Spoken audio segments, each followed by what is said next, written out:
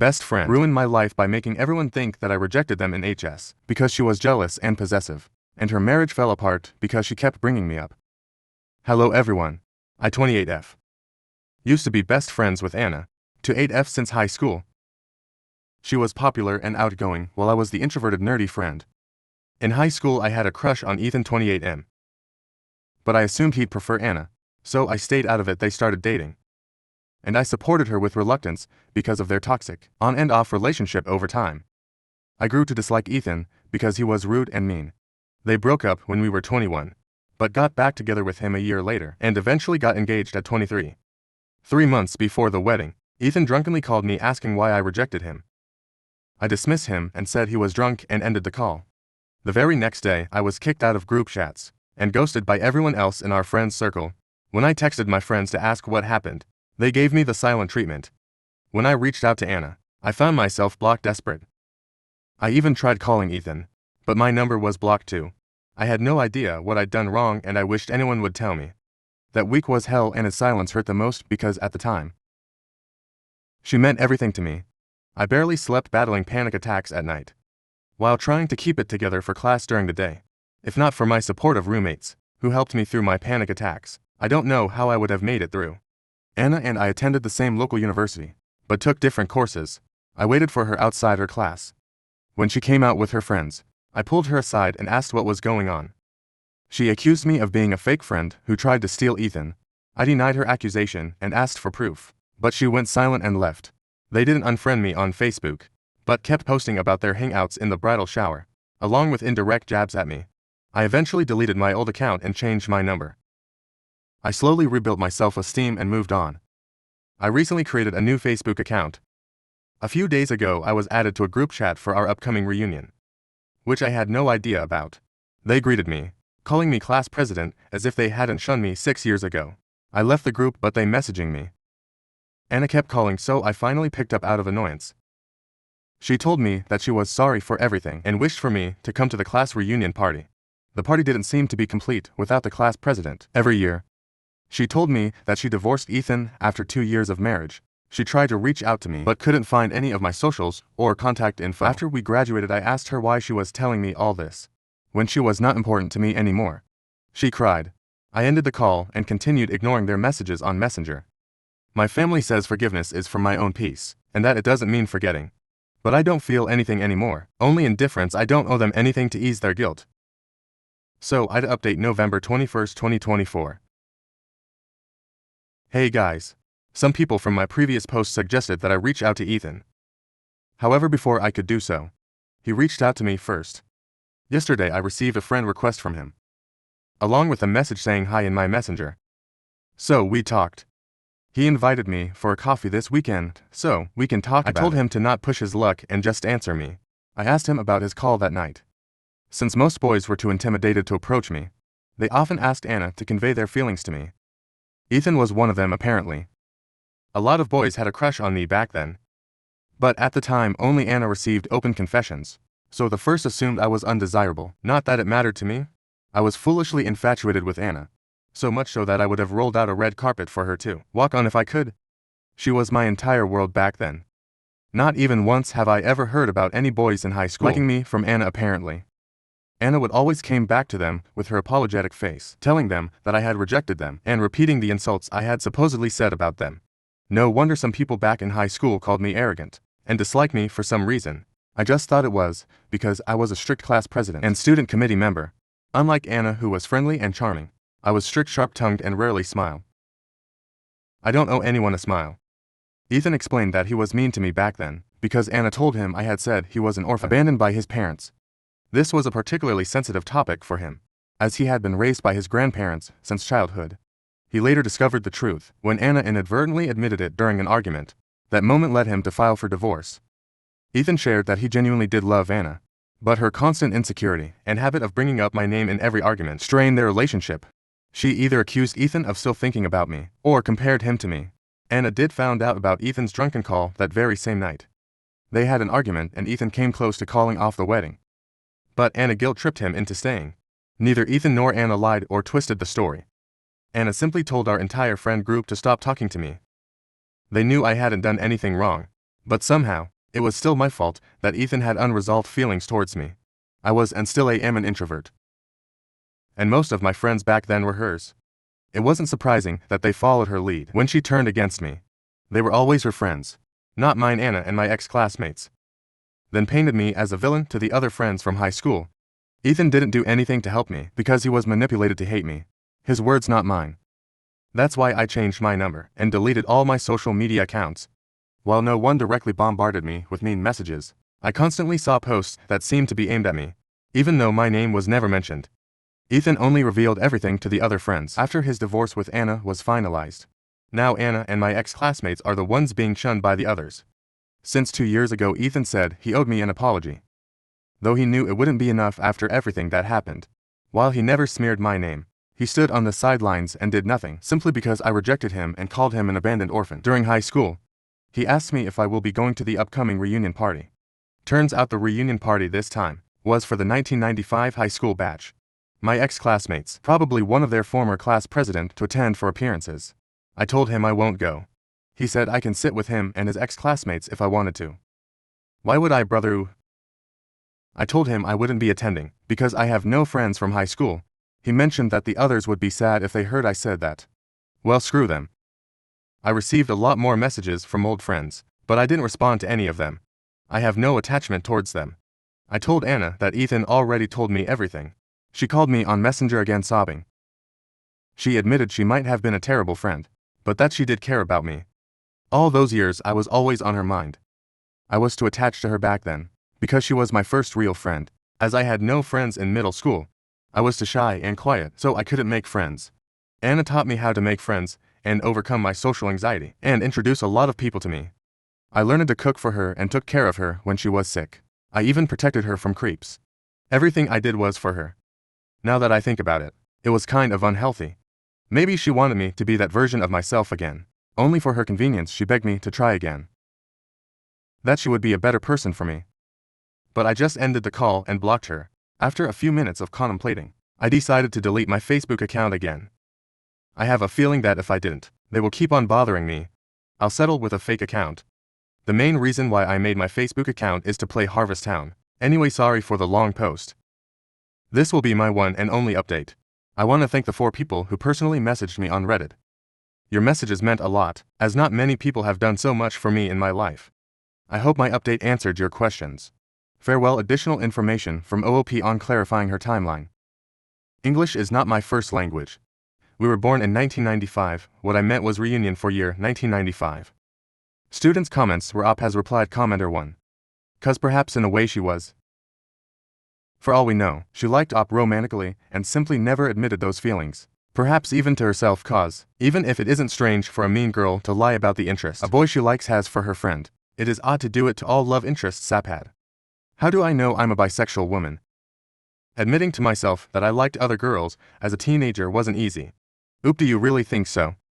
I thought it was normal between female best friends to hold hands and sleep together. I'm bisexual to commenter 2. It's brave of you to confront your past. You're not obligated to forgive anyone. Prioritize your own peace and build healthy relationships moving forward. Boop, thank you. I really do feel indifferent now. It has been 6 years and I have better friends now. I'm content with my life. Commenter 3. Nothing weird about holding hands and sleeping together, with full clothing on and just sleeping in the same bed. I mean, but rejecting all potential love interests is a red flag. Oop, me and Anna never do anything. But she would always lean on my shoulder and hug me when sleeping. She always insisted that I sleep over at her house on the weekend. Commenter 4. Perhaps Anna had feelings for you. This doesn't excuse any of her shitty behavior. Honestly, it reminds me of a popular girl I knew in high school who liked me. But we were very incompatible, so I rejected her. Let me tell you. She made my life as hard as she could for as long as we were in the same class. It doesn't excuse any of Anna's awful behavior, but it is a possibility. Oop. I doubt it honestly. Maybe she just likes the idea of being taken care of. She had no problems throwing me away for Ethan. But now that I think about it, our dynamic was weird and maybe this is too much information.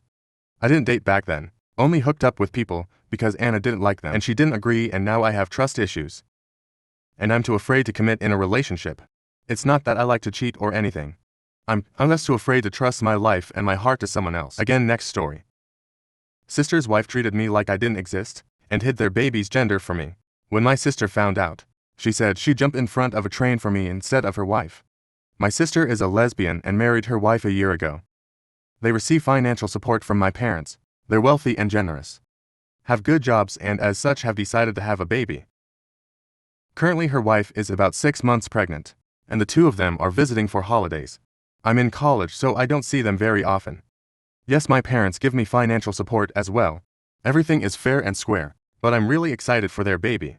My sister and her wife had been dating since their senior year of college, and were friends since childhood before that. I'm 7 years younger, so I was kind of left out of the loop. I never knew my sister's wife until they got married, and even then, I was swamped with my first year of college, so I didn't really ever get to know her. I was really excited though, for this trip since we get someone on one time together. Our parents live about 2 hours away from my sister and her wife, and I flew in from across the country. We're all staying with our parents, who are not yet retired. My flight got in yesterday late at night, so I slept and my parents went to work. My sister went to go do some shopping. My sister-in-law stayed in with me, but I didn't realize she was around until she came downstairs. While I was making lunch, she's pretty obviously pregnant, and I haven't seen her since her wedding, so I was really excited to see her. She was not. I said hi and went to hug her and she backed away. I apologized and she just kind of looked at me weird and went looking through the fridge. I tried to make small talk with her, so I asked when she was due. She gave me a really weird look like I'd asked what her cup size was, and then just said March and kept making her food. I said I was really excited to have a niece or nephew, then asked if she wanted a boy or girl. She sighed really loudly, said she didn't care, and moved on. My sister had mentioned that her wife had PTSD due to a previous pregnancy, so I worried that might have been it. I tried to shift the subject and asked how her work was. She set her knife down really loudly, stared at me for 30 seconds, then said fine, and went into the dining room without saying anything else. Throughout the day, I kept just trying to interact with her. Offered to get her a drink while I was in the room. She just muttered no, asked what she was watching. You wouldn't know it, it was The Simpsons. Said I was really glad she was spending the holidays with us. A very begrudging yeah. Really, I thought this must just be how she is. Then my parents and sister came home, and she was super cheery and nice to them. My dad was asking if they had names picked out, and she just wouldn't stop chattering on. My sister said she wanted a family name, and her wife insisted on a unique name. My mom pointed out that my name Anis isn't very common, but it's also a family name, same as my grandmother, and they should consider it. I said I wouldn't mind having a niece with my same name, and my sister was really enthusiastic about it. Her wife gave me a death glare. I just ended up getting the silent treatment at dinner. I asked if she would pass the potatoes and she didn't listen. I repeated myself, she ignored me. And then my sister told her I had asked for her to pass the potatoes. Suddenly she was all bubbly and giggling gas. I didn't hear. What do I do? Should I tell my sister directly? Challenge her. I have very positive relationships with my parents and my sister, and I want to be really involved with my niece/nephew. So I really don't want to go 100% no contact or anything. How can I try to resolve, or at least get over this? Mini update as of this morning. So, we all had breakfast together. I sat across from my sister, between my parents, with my Sil kitty corner to me. My Sil actually spoke to me, but it wasn't all that positive. She asked if I was seeing anyone in kind of a snarky tone. I said no. School was really busy, I just didn't have time, etc. She responded, well, not everyone finds someone. My sister tried changing the subject, asking my parents whether or not they've gone to their winter home yet. They're those rich people. My Sil was so nice to them. She was saying what a gorgeous house it is, how grateful she was to have been able to take a vacation there with my sister. Last month my mom is easily flattered. So, once my Sil got started, she started gushing about her and it was just a mush fest. After breakfast, I offered to go take our dogs for a walk. When I came back, my parents had left with my sister to go shopping again, and my Sil was the only one home. She asked me how I was liking college and I said I was liking it a lot. I major in pre-dental. Started talking about it a bit and she rolled her eyes. I apologized for oversharing and she said no. It's fine, you just have a problem with reading the room. I guess. Then she walked away. When my sister comes home, I'm definitely going to tell her about it. Additional info clarified why Sil may not like her. There was one thing I might be able to think of in terms of her wedding. It was initially scheduled on the day of my finals. This was prior to invitations being produced/mailed. Just their idea, so I called my sister to tell her. I either wouldn't make it or the date would have to be changed. She was really upset about it, because she and her wife had wanted a winter wedding. The date seemed perfect for them, etc. I said they didn't have to sacrifice the winter aspect, just maybe move it a day back. There was a kind of big fight, and I can assume I still got on it. But my sister is the kind of person who likes to be liked. Think of her as a human golden retriever, and she didn't want to be mad at me. So, we worked through it. Her wedding ended up being the day after my finals, which I was grateful for, and there's been no resentment or hard feelings since. My sister actually laughs at herself for being kind of an ass. Her choice quote from that time was, "You just don't have to go. It's just a test." I was my sister's Mo. And I didn't see much of myself prior to the wedding. She'd gotten food poisoning from her bachelorette party, so she was kind of holed up for the majority of the pre-wedding hubbub. During the reception I made a toast. Talked about my sister and her wife's friendship. How we've just been waiting for the two of them to get married. They're a match made in heaven, etc., etc. She teared up, gave me a big hug, and said she was excited to be my sister-in-law. I wanted to talk more with her, but some relatives wanted to ask me why I chose the college I did, so I went to go talk to them. I'm probably going to bring this up with my sister, either today or tomorrow. It all depends on what my cell is up to update. So, I didn't get the chance to talk to my sister. When my parents came back from shopping with my sister, my mom started saying how she had the perfect onesie for her granddaughter. Before my cell could start gushing, I asked what my mom meant. She asked if I hadn't heard I'd be having a niece, and I replied I hadn't. My sister said it was weird because she'd asked her wife to tell me once they gotten the ultrasound. Her wife had zero excuse, and had the most deer in the headlights reaction. There was something that just sort of snapped, and I started crying. I felt kind of spoiled and horrible for it, so I apologized and went upstairs with the dogs. My parents came upstairs and my mom went to go ask if I was okay. And my sister and her wife started shouting downstairs. My mom basically said that my cell does not like me, and that it wasn't really my fault. She's just bad with people she doesn't know, and took it out on me inappropriately. And yes, my cell was still pissed about the wedding date thing, which just made it worse. I felt really shitty and just like really bad. Part of it wasn't my fault, but part of it was my fault. And apparently my sister knew about both issues beforehand, and had given my cell directions to try and get along with me. They were still shouting downstairs, and I was kind of bordering on a meltdown. So I asked my mom if we could take the dogs for another walk. We went out the back, and when we came home, my sister had left the house to cool down and her wife was upstairs. I spent most of the rest of the day downstairs, until my sister came home. She had obviously been crying and was in a bad mood. My mom took her into the kitchen to try and calm her down, so I kept sitting in the living room. I felt like a bratty little kid again. Like I genuinely felt like I fucked up my sister's marriage, and probably ruined our relationship in the process too. Everything just felt awful. And when my sister came out of the kitchen, she didn't even look at me, just went storming back upstairs. Her wife started yelling first, and they were fighting for a while before it got quieter upstairs. My mom, dad, and I went out for dinner. And when we came home, Missile was waiting for us. Missile apologized to me, saying she had been petty and rude, and at the wedding date thing had been in unison. I said it was okay if she was upset about the wedding thing, but I wish she had let me know. She said it wasn't that easy, since my sister would basically take a bullet for me, and it had caused them a big fight before their wedding. I said I had no idea, and that I was sorry to be the source of that tension, and I just wanted to be able to be a good sister-in-law myself, and be a good aunt. I still got angry and said I had ruined the opportunity for the first one, and she wasn't banking on the second one. Then she stormed upstairs, and she and my sister got into another big fight. I felt awful. The bad feelings manifested physically, and I spent most of the night throwing up while my sister and her wife fought. My mom was really kind to stay up with me, and my dad tried to get my sister and her wife to get off each other's backs. I specifically heard myself shouting, "Who would you jump in front of a train for? Me or her?" And my sister responded without missing a beat. My sister, no questions asked. They got quieter after that, and my soul started up the screaming about an hour later, saying I'd let all my siblings die for you. My sister slept on the couch, and the two of us went out for breakfast in the morning. She basically said that after my sil gave birth, she and my sister were going to separate.